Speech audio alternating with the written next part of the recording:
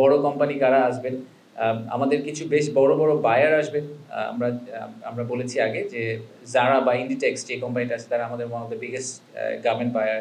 জিওডানো বলে একটা কোম্পানি আছে, তারাও একটা বড় রিটেলার, তারা আসবেন।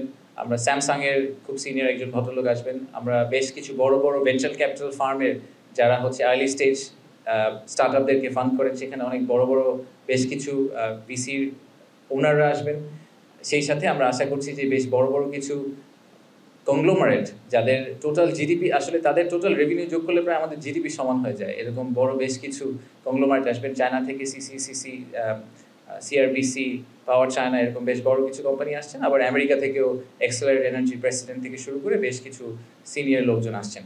So the pool is very strong. তো নেক্সট প্রশ্নটা হচ্ছে যে আসলে এই সামিট করেই কি তার মানে কালকে থেকে হঠাৎ করে আমরা $10 বিলিয়ন একটা ইনভেস্টমেন্ট গ্যারান্টি দিয়ে ফেলবো কিনা? ব্যাপারটা কিন্তু সেরকম না। আমি এই জন্য আবার বারবার বলছি যে আমাদেরকে প্রথমে যেটা ঠিক করতে হবে সেটা হচ্ছে যে আমাদের ন্যারেটিভটা ঠিক করতে হবে।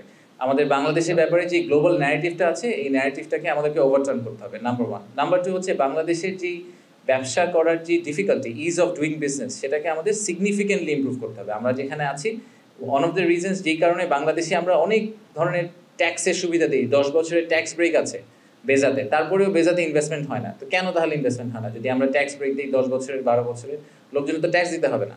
ইনভেস্টমেন্ট হয় না কারণ একজন বিনিয়োগকারী যখন একটা দেশে বিনিয়োগ করার কথা চিন্তা করেন, তখন তাকে এটাও চিন্তা করতে হয় যে উনি বিনিয়োগটা করে আসলে বিনিয়োগটা দেশ থেকে বের করতে পারবেন কিনা, বিনিয়োগটা করতে ওনার কত সময় লাগবে, সে বিনিয়োগ করার জন্য উনি আসলে যথেষ্ট পরিমাণ সাপোর্ট সরকার থেকে পাবেন কিনা, ইউটিলিটি সার্ভিসেস পাবেন কিনা।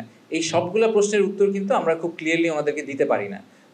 কারণ হচ্ছে আমাদের এইসব বিভিন্ন কেসে আমাদের নিজেদেরই কিছু সমস্যা আছে। সমস্যাগুলো যদি আমরা সমাধান করি, রাইট ন্যারেটিভটা সেট করি, তাহলে এই পাইপলাইনটা ওভার টাইম বিল্ড করবে।